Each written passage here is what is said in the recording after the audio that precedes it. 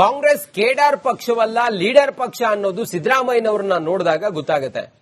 ನೋಡಿ, ಒಂದು ಪಕ್ಷ 6 ಪವರ್ ಸೆಂಟರ್ಗಳು. ಸಿದ್ದರಾಮಯ್ಯ ಇದ್ದಾಗ 3 ಪವರ್ ಸೆಂಟರ್, ಈಗ ಡಿಕೆ ಶಿವಕುಮಾರ್ ಅವರು ಮುಖ್ಯಮಂತ್ರಿ ಆಗಿದ್ದಾರೆ, ಈಗ 6 ಪವರ್ ಸೆಂಟರ್ಗಳು. ಕಾಂಗ್ರೆಸ್ನಲ್ಲಿ 3ರಿಂದ 6ಕ್ಕೆ ಪವರ್ ಸೆಂಟರ್ಗಳು ಏರಿದಾವೆ. ಡಿಕೆ ಶಿವಕುಮಾರ್ ಅವರು ಒಬ್ಬರೇ ಅಲ್ಲ ನಾಯಕರು, 6 ಜನ ಕಾಂಗ್ರೆಸ್ ಪಕ್ಷದ ಒಳಗಡೆ ಪವರ್ ಸೆಂಟರ್ಗಳು, ಅವರು ಡಿಸೈಡಿಂಗ್ ನಾಯಕರುಗಳಿದ್ದಾರೆ ಅನ್ನುವಂಥ ವಿಚಾರ. 3 ವರ್ಷ ಅಂತರದಲ್ಲಿ ಪವರ್ ಸೆಂಟರ್ ಪಾಲಿಟಿಕ್ಸ್ ಹೆಚ್ಚಾಗಿದೆ. ಈ 3 ವರ್ಷದ ಅಂತರದಲ್ಲಿ 2023ರಲ್ಲಿ ಸಿದ್ದರಾಮಯ್ಯ, ಡಿಕೆ ಶಿವಕುಮಾರ್ ಹಾಗೆ ಖರ್ಗೆಯ ಬಣ. ಸಿದ್ದರಾಮಯ್ಯ ಮುಖ್ಯಮಂತ್ರಿ ಆಗಿದ್ರೆ ಡಿಕೆ ಶಿವಕುಮಾರ್ ಅವರು ಕೆಪಿಸಿಸಿ ಅಧ್ಯಕ್ಷರಾಗಿದ್ರು, ಉಪಮುಖ್ಯಮಂತ್ರಿ ಆಗಿದ್ರು. ಖರ್ಗೆ ಬಣ, ಮಲ್ಲಿಕಾರ್ಜುನ ಖರ್ಗೆ ಅವರು ಎಐಸಿಸಿ ಅಧ್ಯಕ್ಷರಾಗಿ ಅವರು ಕೂಡ ಹಿಡಿತವನ್ನ ಹೊಂದಿದ್ರು. ಸಿದ್ದರಾಮಯ್ಯ ಇದ್ದಾಗ 3 ಪವರ್ ಸೆಂಟರ್, ಈಗ ಪವರ್ ಸೆಂಟರ್ 6 ಆಗಿದೆ. 2026ರಲ್ಲಿ ಪರಮೇಶ್ವರ್ ಅವರು, ಸತೀಶ್ ಜಾರಕಿಹೊಳಿ, ಪರಮೇಶ್ವರ್ ಅವರು ಮುಖ್ಯಮಂತ್ರಿ ಆಗಬೇಕು ಅಂತ ಹೇಳಿ ಏನೇನ್ ಪ್ರಯತ್ನ ಪಟ್ಟರು, ಅನಂತರ ಅವ್ರನ್ನ ಡಿಸಿಎಂ ಮಾಡಿದ್ರು. ಸತೀಶ್ ಜಾರಕಿಹೊಳಿ ಅವರು ಮಾಡಿದಂತ ಪ್ರಯತ್ನಗಳು ಒಂದೆರಡಲ್ಲ. ನನಗೆ ಕೆಪಿಸಿಸಿ ಹುದ್ದೆ ಕೊಡಬೇಕು ಅಂತ ಹೇಳಿ, ನನ್ನನ್ನ ಮಂತ್ರಿ ಮಾಡಬೇಕು, ಕೆಪಿಸಿಸಿ ಹುದ್ದೆ ಕೊಡಬೇಕು ಅಂತ ಹೇಳಿ. ಬಿಕೆ ಹರಿಪ್ರಸಾದ್ ಅವರ ಟೀಮ್, ಕೆಪಿಸಿಸಿ ಅಧ್ಯಕ್ಷ ಗಾದಿಗೇರಿರುವಂತಹ ಬಿಕೆ ಹರಿಪ್ರಸಾದ್ ಅವರು, ಡಿಕೆ ಶಿವಕುಮಾರ್ ಅವರದ್ದೇ ಒಂದು ರೀತಿಯ ನಿಲುವಾದ್ರೆ ಹರಿಪ್ರಸಾದ್ ಅವರದ್ದೇ ಮತ್ತೊಂದು ರೀತಿಯ ನಿಲುವು. ಹರಿಪ್ರಸಾದ್ ಅವರು ಹೋದಲ್ ಬಂದಲ್ಲೆಲ್ಲ ಹೇಳ್ತಾ ಇದ್ದಾರೆ, ನೀವು ಪಕ್ಷ ಸಂಘಟನೆ ಮಾಡಬೇಕು ಅಂತ ಹೇಳಿದ್ರೆ ನನ್ನ ಜೊತೆಗೆ ಬನ್ನಿ, ಅಧಿಕಾರ ಬೇಕು ಅಂತ ಹೇಳಿದ್ರೆ ಡಿಕೆ ಶಿವಕುಮಾರ್ ಅವ್ರ ಜೊತೆಗೆ ಹೋಗಿ ಅಂತ ಹೇಳಿ ಹರಿಪ್ರಸಾದ್ ಅವರು ಹೇಳಿದ್ದನ್ನ ನಾವು ಕೇಳಿಸ್ಕೊಂಡಿದ್ದೀವಿ. ಕೆಪಿಸಿಸಿ ಅಧ್ಯಕ್ಷ, ಡಿಸಿಎಂ, ಅಹಿಂದ ನಾಯಕರು ಈಗ ಕಾಂಗ್ರೆಸ್ ಪಾಳೆಯದ ಒಳಗಡೆ ಇರುವಂತಹ ಪವರ್ ಸೆಂಟರ್ಗಳು. ನೂತನ ಸಿಎಂ ಡಿಕೆಶಿಗೆ ಬಣ ರಾಜಕೀಯದ ಸವಾಲಂತೂ ಖಂಡಿತವಾಗ್ಲೂ ಕೂಡ ಇದೆ. ಇವರೆಲ್ಲರನ್ನೂ ಕೂಡ ಈಗ ಸರಿದೂಗಿಸಿಕೊಂಡು ಹೊಂದಾಣಿಕೆ ಮಾಡಿಕೊಂಡು ಇವರ ಜೊತೆಯಲ್ಲಿ ಇನ್ನುಳಿದಂತ ಅವಧಿ ಮುಂದೇನಾದ್ರೂ ಕಾಂಗ್ರೆಸ್ ಸರ್ಕಾರ ಬಂತು ಅಂತ ಹೇಳಿದ್ರೆ ಅದನ್ನ ನಿಭಾಯಿಸೋದೇ ಈಗಿರುವಂತ ದೊಡ್ಡ ಸವಾಲು.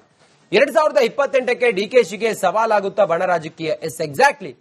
ಪೂರ್ಣ ಪ್ರಮಾಣದಲ್ಲಿ ಸಿದ್ದರಾಮಯ್ಯ, ಡಿಕೆ ಶಿವಕುಮಾರ್ ಅವರ ನೇತೃತ್ವದಲ್ಲಿ ಈ ಬಾರಿ ಅಧಿಕಾರಕ್ಕೆ ಬಂದಿತ್ತು ಕಾಂಗ್ರೆಸ್. 2028ಕ್ಕೆ ಡಿಕೆ ಶಿವಕುಮಾರ್ ಅವರ ನೇತೃತ್ವದಲ್ಲಿ ಚುನಾವಣೆ ಅಂತ ಹೇಳ್ತಾ ಇದ್ದಾರೆ. ಆ ಸಮಯದಲ್ಲಿ ಇದೇ ರೀತಿಯ ವಾತಾವರಣವಿದ್ದು ಇದೇ ರೀತಿಯ ಬಹುಮತ ಬರುತ್ತಾ ಅಂತ ಹೇಳಿ ಖಂಡಿತ ಈ ಸಂದರ್ಭದಲ್ಲಿ ಹೇಳಲಿಕ್ಕೆ ಸಾಧ್ಯ ಇಲ್ಲ.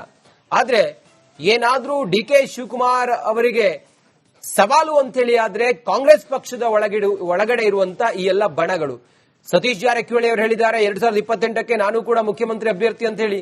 ಪರಮೇಶ್ವರ್ ಅವರು ದಲಿತ ಮುಖ್ಯಮಂತ್ರಿ ಮಾಡಲಿಲ್ಲ ಈ ಸಲ, ಮುಂದಿನ ಸಲ ಆದ್ರೂ ಕೂಡ ಅವಕಾಶ ಸಿಕ್ಕರೆ ಆಗ್ತೀನಿ ಅಂತ ಹೇಳಿ ಹೇಳ್ತಾ ಇದ್ದಾರೆ. ಇದೆಲ್ಲದರ ನಡುವೆ 2028ಕ್ಕೆ ಡಿಕೆ ಶಿವಕುಮಾರ್ ಅವರಿಗೆ ಇದೆಲ್ಲವೂ ಕೂಡ ಬಣ ರಾಜಕೀಯದ ಸವಾಲು ಇದೆ ಅನ್ನೋದು ಮೇಲ್ನೋಟಕ್ಕೆ ಎಲ್ಲ ಬೆಳವಣಿಗೆ ನೋಡ್ತಾ ಇದ್ರೆ ಗೊತ್ತಾಗುತ್ತೆ. ಡಿಕೆಶಿ ಸಿಎಂ ಕನಸಿಗೆ ಒಳಬೇಗುದಿ ಡಿಕೆ ಶಿವಕುಮಾರ್ ಅವರ ಸಿಎಂ ಕನಸಿಗೆ ಅಡ್ಡಿಯಾಗತ್ತೆ ಅನ್ನೋದಾದ್ರೆ ಕಾಂಗ್ರೆಸ್ ಪಕ್ಷದ ಒಳಗಿರುವಂತ ಈ ಒಳ ರಾಜಕೀಯ ಬಹುಶಃ ಇದೆಲ್ಲವನ್ನ ಹೇಗೆ ನಿಭಾಯಿಸಿಕೊಂಡು ಹೈಕಮಾಂಡ್ ಸೂಚನೆಯೊಂದಿಗೆ ಎಲ್ಲವನ್ನ ಪಾಲಿಸಿಕೊಂಡು ಡಿಕೆ ಶಿವಕುಮಾರ್ ಅವರು ಹೋಗ್ತಾರೆ ಅನ್ನೋದು ಈಗಿರುವಂತಹ ಬಹಳ ದೊಡ್ಡ ಕುತೂಹಲ. ಕಾಂಗ್ರೆಸ್ ಕೇಡಾರ್ ಪಕ್ಷವಲ್ಲ, ಲೀಡರ್ ಪಕ್ಷ ಅನ್ನೋದು ಸಿದ್ದರಾಮಯ್ಯನವರನ್ನ ನೋಡಿದಾಗ ಗೊತ್ತಾಗುತ್ತೆ. ನೋಡಿ, ಒಂದು ಪಕ್ಷ 6 ಪವರ್ ಸೆಂಟರ್ಗಳು.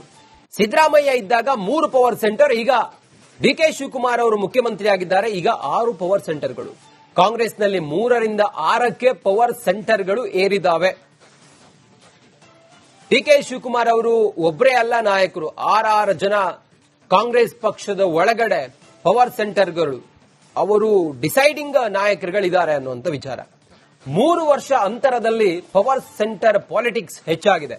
ಈ 3 ವರ್ಷದ ಅಂತರದಲ್ಲಿ 2023ರಲ್ಲಿ ಸಿದ್ದರಾಮಯ್ಯ, ಡಿಕೆ ಶಿವಕುಮಾರ್ ಹಾಗೆ ಖರ್ಗೆಯ ಬಣ. ಸಿದ್ದರಾಮಯ್ಯ ಮುಖ್ಯಮಂತ್ರಿ ಆಗಿದ್ರೆ ಡಿಕೆ ಶಿವಕುಮಾರ್ ಅವರು ಕೆಪಿಸಿಸಿ ಅಧ್ಯಕ್ಷರಾಗಿದ್ರು, ಉಪಮುಖ್ಯಮಂತ್ರಿ ಆಗಿದ್ರು. ಖರ್ಗೆ ಬಣ, ಮಲ್ಲಿಕಾರ್ಜುನ ಖರ್ಗೆ ಅವರು ಎಐಸಿಸಿ ಅಧ್ಯಕ್ಷರಾಗಿ ಅವರು ಕೂಡ ಹಿಡಿತವನ್ನ ಹೊಂದಿದ್ರು.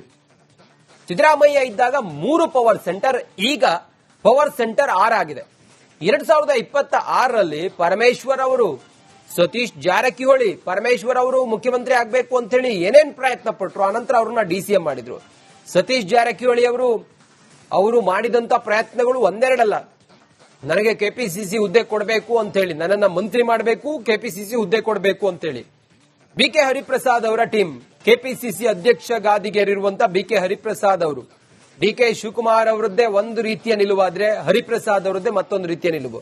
ಹರಿಪ್ರಸಾದ್ ಅವರು ಹೋದಲ್ ಬಂದಲ್ಲೆಲ್ಲ ಹೇಳ್ತಾ ಇದ್ದಾರೆ, ನೀವು ಪಕ್ಷ ಸಂಘಟನೆ ಮಾಡಬೇಕು ಅಂತ ಹೇಳಿದ್ರೆ ನನ್ನ ಜೊತೆಗೆ ಬನ್ನಿ, ಅಧಿಕಾರ ಬೇಕು ಅಂತ ಹೇಳಿದ್ರೆ ಡಿಕೆ ಶಿವಕುಮಾರ್ ಅವ್ರ ಜೊತೆಗೆ ಹೋಗಿ ಅಂತ ಹೇಳಿ ಹರಿಪ್ರಸಾದ್ ಅವರು ಹೇಳಿದ್ದನ್ನ ನಾವು ಕೇಳಿಸ್ಕೊಂಡಿದ್ದೀವಿ.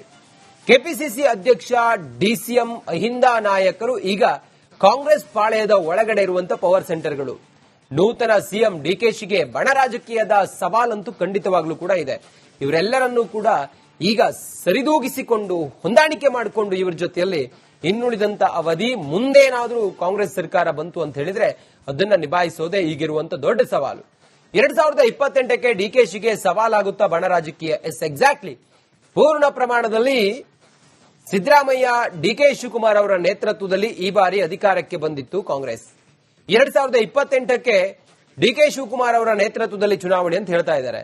ಆ ಸಮಯದಲ್ಲಿ ಇದೇ ರೀತಿಯ ವಾತಾವರಣವಿದ್ದು ಇದೇ ರೀತಿಯ ಬಹುಮತ ಬರುತ್ತಾ ಅಂತ ಹೇಳಿಕ್ ಖಂಡಿತ ಈ ಸಂದರ್ಭದಲ್ಲಿ ಹೇಳಿಕ್ ಸಾಧ್ಯ ಇಲ್ಲ. ಆದ್ರೆ ಏನಾದ್ರೂ ಡಿಕೆ ಶಿವಕುಮಾರ್ ಅವರಿಗೆ ಸವಾಲು ಅಂತ ಹೇಳಿ ಆದ್ರೆ ಕಾಂಗ್ರೆಸ್ ಪಕ್ಷದ ಒಳಗಡೆ ಇರುವಂತ ಈ ಎಲ್ಲ ಬಣಗಳು. ಸತೀಶ್ ಜಾರಕಿಹೊಳಿ ಅವರು ಹೇಳಿದ್ದಾರೆ 2028ಕ್ಕೆ ನಾನು ಕೂಡ ಮುಖ್ಯಮಂತ್ರಿ ಅಭ್ಯರ್ಥಿ ಅಂತ ಹೇಳಿ. ಪರಮೇಶ್ವರ್ ಅವರು ದಲಿತ ಮುಖ್ಯಮಂತ್ರಿ ಮಾಡಲಿಲ್ಲ ಈ ಸಲ, ಮುಂದಿನ ಸಲ ಆದ್ರೂ ಕೂಡ ಅವಕಾಶ ಸಿಕ್ಕರೆ ಆಗ್ತೀನಿ ಅಂತ ಹೇಳಿ ಹೇಳ್ತಾ ಇದ್ದಾರೆ. ಇದೆಲ್ಲದರ ನಡುವೆ 2028ಕ್ಕೆ ಡಿಕೆ ಶಿವಕುಮಾರ್ ಅವರಿಗೆ ಇದೆಲ್ಲವೂ ಕೂಡ ಬಣ ರಾಜಕೀಯದ ಸವಾಲು ಇದೆ ಅನ್ನೋದು ಮೇಲ್ನೋಟಕ್ಕೆ ಎಲ್ಲ ಬೆಳವಣಿಗೆ ನೋಡ್ತಾ ಇದ್ರೆ ಗೊತ್ತಾಗುತ್ತೆ. ಡಿಕೆಶಿ ಸಿಎಂ ಕನಸಿಗೆ ಒಳಬೇಗುದಿ ಡಿಕೆ ಶಿವಕುಮಾರ್ ಅವರ ಸಿಎಂ ಕನಸಿಗೆ ಅಡ್ಡಿಯಾಗತ್ತೆ ಅನ್ನೋದಾದ್ರೆ ಕಾಂಗ್ರೆಸ್ ಪಕ್ಷದ ಒಳಗಿರುವಂತ ಈ ಒಳ ರಾಜಕೀಯ ಬಹುಶಃ ಇದೆಲ್ಲವನ್ನ ಹೇಗೆ ನಿಭಾಯಿಸಿಕೊಂಡು ಹೈಕಮಾಂಡ್ ಸೂಚನೆಯೊಂದಿಗೆ ಎಲ್ಲವನ್ನ ಪಾಲಿಸಿಕೊಂಡು ಡಿಕೆ ಶಿವಕುಮಾರ್ ಅವರು ಹೋಗ್ತಾರೆ ಅನ್ನೋದು ಈಗಿರುವಂತಹ ಬಹಳ ದೊಡ್ಡ ಕುತೂಹಲ. ಕಾಂಗ್ರೆಸ್ ಕೇಡರ್ ಪಕ್ಷವಲ್ಲ, ಲೀಡರ್ ಪಕ್ಷ ಅನ್ನೋದು ಸಿದ್ದರಾಮಯ್ಯನವರನ್ನ ನೋಡಿದಾಗ ಗೊತ್ತಾಗುತ್ತೆ. ನೋಡಿ, ಒಂದು ಪಕ್ಷ 6 ಪವರ್ ಸೆಂಟರ್ಗಳು.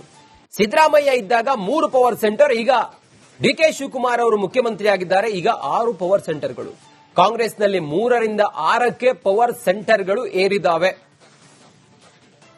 ಡಿಕೆ ಶಿವಕುಮಾರ್ ಅವರು ಒಬ್ಬರೇ ಅಲ್ಲ ನಾಯಕರು, 6 ಜನ ಕಾಂಗ್ರೆಸ್ ಪಕ್ಷದ ಒಳಗಡೆ ಪವರ್ ಸೆಂಟರ್ಗಳು, ಅವರು ಡಿಸೈಡಿಂಗ್ ನಾಯಕರುಗಳಿದ್ದಾರೆ ಅನ್ನುವಂಥ ವಿಚಾರ. 3 ವರ್ಷ ಅಂತರದಲ್ಲಿ ಪವರ್ ಸೆಂಟರ್ ಪಾಲಿಟಿಕ್ಸ್ ಹೆಚ್ಚಾಗಿದೆ. ಈ 3 ವರ್ಷದ ಅಂತರದಲ್ಲಿ 2023ರಲ್ಲಿ ಸಿದ್ದರಾಮಯ್ಯ, ಡಿಕೆ ಶಿವಕುಮಾರ್ ಹಾಗೆ ಖರ್ಗೆಯ ಬಣ. ಸಿದ್ದರಾಮಯ್ಯ ಮುಖ್ಯಮಂತ್ರಿ ಆಗಿದ್ರೆ ಡಿಕೆ ಶಿವಕುಮಾರ್ ಅವರು ಕೆಪಿಸಿಸಿ ಅಧ್ಯಕ್ಷರಾಗಿದ್ರು, ಉಪಮುಖ್ಯಮಂತ್ರಿ ಆಗಿದ್ರು. ಖರ್ಗೆ ಬಣ ಮಲ್ಲಿಕಾರ್ಜುನ ಖರ್ಗೆ ಅವರು ಎಐಸಿಸಿ ಅಧ್ಯಕ್ಷರಾಗಿ ಅವರು ಕೂಡ ಹಿಡಿತವನ್ನ ಹೊಂದಿದ್ರು. ಸಿದ್ದರಾಮಯ್ಯ ಇದ್ದಾಗ 3 ಪವರ್ ಸೆಂಟರ್, ಈಗ ಪವರ್ ಸೆಂಟರ್ 6 ಆಗಿದೆ. 2026ರಲ್ಲಿ ಪರಮೇಶ್ವರ್ ಅವರು, ಸತೀಶ್ ಜಾರಕಿಹೊಳಿ, ಪರಮೇಶ್ವರ್ ಅವರು ಮುಖ್ಯಮಂತ್ರಿ ಆಗಬೇಕು ಅಂತ ಹೇಳಿ ಏನೇನ್ ಪ್ರಯತ್ನ ಪಟ್ಟರು, ಆನಂತರ ಅವ್ರನ್ನ ಡಿಸಿಎಂ ಮಾಡಿದ್ರು. ಸತೀಶ್ ಜಾರಕಿಹೊಳಿ ಅವರು ಮಾಡಿದಂತ ಪ್ರಯತ್ನಗಳು ಒಂದೆರಡಲ್ಲ. ನನಗೆ ಕೆಪಿಸಿಸಿ ಹುದ್ದೆ ಕೊಡಬೇಕು ಅಂತ ಹೇಳಿ, ನನ್ನನ್ನ ಮಂತ್ರಿ ಮಾಡಬೇಕು, ಕೆಪಿಸಿಸಿ ಹುದ್ದೆ ಕೊಡಬೇಕು ಅಂತ ಹೇಳಿ. ಬಿಕೆ ಹರಿಪ್ರಸಾದ್ ಅವರ ಟೀಮ್ ಕೆಪಿಸಿಸಿ ಅಧ್ಯಕ್ಷ ಗಾದಿಗೇರಿರುವಂತಹ ಬಿಕೆ ಹರಿಪ್ರಸಾದ್ ಅವರು, ಡಿಕೆ ಶಿವಕುಮಾರ್ ಅವರದ್ದೇ ಒಂದು ರೀತಿಯ ನಿಲುವಾದ್ರೆ ಹರಿಪ್ರಸಾದ್ ಅವರದ್ದೇ ಮತ್ತೊಂದು ರೀತಿಯ ನಿಲುವು. ಹರಿಪ್ರಸಾದ್ ಅವರು ಹೋದಲ್ ಬಂದಲ್ಲೆಲ್ಲ ಹೇಳ್ತಾ ಇದ್ದಾರೆ, ನೀವು ಪಕ್ಷ ಸಂಘಟನೆ ಮಾಡಬೇಕು ಅಂತ ಹೇಳಿದ್ರೆ ನನ್ನ ಜೊತೆಗೆ ಬನ್ನಿ, ಅಧಿಕಾರ ಬೇಕು ಅಂತ ಹೇಳಿದ್ರೆ ಡಿಕೆ ಶಿವಕುಮಾರ್ ಅವ್ರ ಜೊತೆಗೆ ಹೋಗಿ ಅಂತ ಹೇಳಿ ಹರಿಪ್ರಸಾದ್ ಅವರು ಹೇಳಿದ್ದನ್ನ ನಾವು ಕೇಳಿಸ್ಕೊಂಡಿದ್ದೀವಿ. ಕೆಪಿಸಿಸಿ ಅಧ್ಯಕ್ಷ ಡಿಸಿಎಂ ಅಹಿಂದ ನಾಯಕರು ಈಗ ಕಾಂಗ್ರೆಸ್ ಪಾಳೆಯದ ಒಳಗಡೆ ಇರುವಂತಹ ಪವರ್ ಸೆಂಟರ್ಗಳು. ನೂತನ ಸಿಎಂ ಡಿಕೆಶಿಗೆ ಬಣ ರಾಜಕೀಯದ ಸವಾಲಂತೂ ಖಂಡಿತವಾಗ್ಲೂ ಕೂಡ ಇದೆ. ಇವರೆಲ್ಲರನ್ನೂ ಕೂಡ ಈಗ ಸರಿದೂಗಿಸಿಕೊಂಡು ಹೊಂದಾಣಿಕೆ ಮಾಡಿಕೊಂಡು ಇವರ ಜೊತೆಯಲ್ಲಿ ಇನ್ನುಳಿದಂತ ಅವಧಿ ಮುಂದೇನಾದ್ರೂ ಕಾಂಗ್ರೆಸ್ ಸರ್ಕಾರ ಬಂತು ಅಂತ ಹೇಳಿದ್ರೆ ಅದನ್ನ ನಿಭಾಯಿಸೋದೇ ಈಗಿರುವಂತ ದೊಡ್ಡ ಸವಾಲು. 2028ಕ್ಕೆ ಡಿಕೆಶಿಗೆ ಸವಾಲಾಗುತ್ತಾ ಬಣ ರಾಜಕೀಯ? Yes, exactly. ಪೂರ್ಣ ಪ್ರಮಾಣದಲ್ಲಿ ಸಿದ್ದರಾಮಯ್ಯ ಡಿಕೆ ಶಿವಕುಮಾರ್ ಅವರ ನೇತೃತ್ವದಲ್ಲಿ ಈ ಬಾರಿ ಅಧಿಕಾರಕ್ಕೆ ಬಂದಿತ್ತು ಕಾಂಗ್ರೆಸ್. 2028ಕ್ಕೆ ಡಿಕೆ ಶಿವಕುಮಾರ್ ಅವರ ನೇತೃತ್ವದಲ್ಲಿ ಚುನಾವಣೆ ಅಂತ ಹೇಳ್ತಾ ಇದ್ದಾರೆ. ಆ ಸಮಯದಲ್ಲಿ ಇದೇ ರೀತಿಯ ವಾತಾವರಣವಿದ್ದು ಇದೇ ರೀತಿಯ ಬಹುಮತ ಬರುತ್ತಾ ಅಂತ ಹೇಳಿಕ್ ಖಂಡಿತ ಈ ಸಂದರ್ಭದಲ್ಲಿ ಹೇಳಿಕ್ ಸಾಧ್ಯ ಇಲ್ಲ. ಆದ್ರೆ ಏನಾದ್ರೂ ಡಿಕೆ ಶಿವಕುಮಾರ್ ಅವರಿಗೆ ಸವಾಲು ಅಂತ ಹೇಳಿ ಆದ್ರೆ ಕಾಂಗ್ರೆಸ್ ಪಕ್ಷದ ಒಳಗಡೆ ಇರುವಂತ ಈ ಎಲ್ಲ ಬಣಗಳು. ಸತೀಶ್ ಜಾರಕಿಹೊಳಿ ಅವರು ಹೇಳಿದ್ದಾರೆ 2028ಕ್ಕೆ ನಾನು ಕೂಡ ಮುಖ್ಯಮಂತ್ರಿ ಅಭ್ಯರ್ಥಿ ಅಂತ ಹೇಳಿ. ಪರಮೇಶ್ವರ್ ಅವರು ದಲಿತ ಮುಖ್ಯಮಂತ್ರಿ ಮಾಡಲಿಲ್ಲ ಈ ಸಲ, ಮುಂದಿನ ಸಲ ಆದ್ರೂ ಕೂಡ ಅವಕಾಶ ಸಿಕ್ಕರೆ ಆಗ್ತೀನಿ ಅಂತ ಹೇಳಿ ಹೇಳ್ತಾ ಇದ್ದಾರೆ. ಇದೆಲ್ಲದರ ನಡುವೆ 2028ಕ್ಕೆ ಡಿಕೆ ಶಿವಕುಮಾರ್ ಅವರಿಗೆ ಇದೆಲ್ಲವೂ ಕೂಡ ಬಣ ರಾಜಕೀಯದ ಸವಾಲು ಇದೆ ಅನ್ನೋದು ಮೇಲ್ನೋಟಕ್ಕೆ ಎಲ್ಲ ಬೆಳವಣಿಗೆ ನೋಡ್ತಾ ಇದ್ರೆ ಗೊತ್ತಾಗುತ್ತೆ. ಡಿಕೆಶಿ ಸಿಎಂ ಕನಸಿಗೆ ಒಳ ಬೇಗುದಿ ಡಿಕೆ ಶಿವಕುಮಾರ್ ಅವರ ಸಿಎಂ ಕನಸಿಗೆ ಅಡ್ಡಿಯಾಗತ್ತೆ ಅನ್ನೋದಾದ್ರೆ ಕಾಂಗ್ರೆಸ್ ಪಕ್ಷದ ಒಳಗಿರುವಂತ ಈ ಒಳ ರಾಜಕೀಯ ಬಹುಶಃ ಇದೆಲ್ಲವನ್ನ ಹೇಗೆ ನಿಭಾಯಿಸಿಕೊಂಡು ಹೈಕಮಾಂಡ್ ಸೂಚನೆಯೊಂದಿಗೆ ಎಲ್ಲವನ್ನ ಪಾಲಿಸಿಕೊಂಡು ಡಿಕೆ ಶಿವಕುಮಾರ್ ಅವರು ಹೋಗ್ತಾರೆ ಅನ್ನೋದು ಈಗಿರುವಂತಹ ಬಹಳ ದೊಡ್ಡ ಕುತೂಹಲ.